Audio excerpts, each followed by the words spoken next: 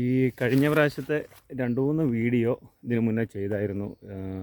ഏത്തവാഴ വെക്കുന്ന ടൈം, അതുപോലെ തന്നെ ഇപ്പോൾ നമ്മൾ നല്ല രീതിയിൽ ഇത് പുല്ലൊക്കെ നല്ല വെട്ടി നല്ല റെഡിയാക്കിയിരിക്കുകയാണ്.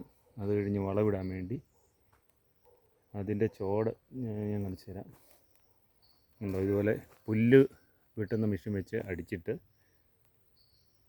ഇതിൻ്റെ ചോട്ടിൽ നല്ല രീതിയിൽ വളമൊക്കെ ഇട്ട് കൊടുത്തിരിക്കുകയാണ്. വളമൊക്കെ ഇട്ട് ഇനി ഇതിൻ്റെ ഒരു അടുത്ത ഘട്ടം എന്ന് പറഞ്ഞു കഴിഞ്ഞാൽ മണ്ണ് വെട്ടി കൂട്ടുക.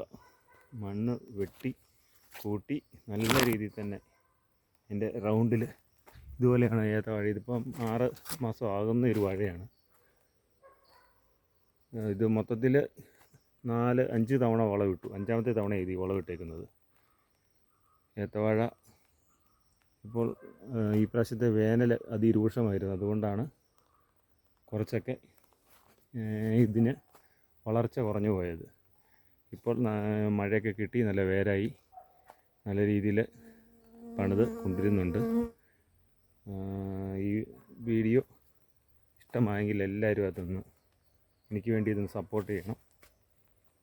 ഇപ്പോൾ നല്ല രീതിയിലാണ് മണ്ണിട്ടിപ്പോൾ പണിയൊക്കെ ചെയ്തിട്ടേക്കുകയാണ്.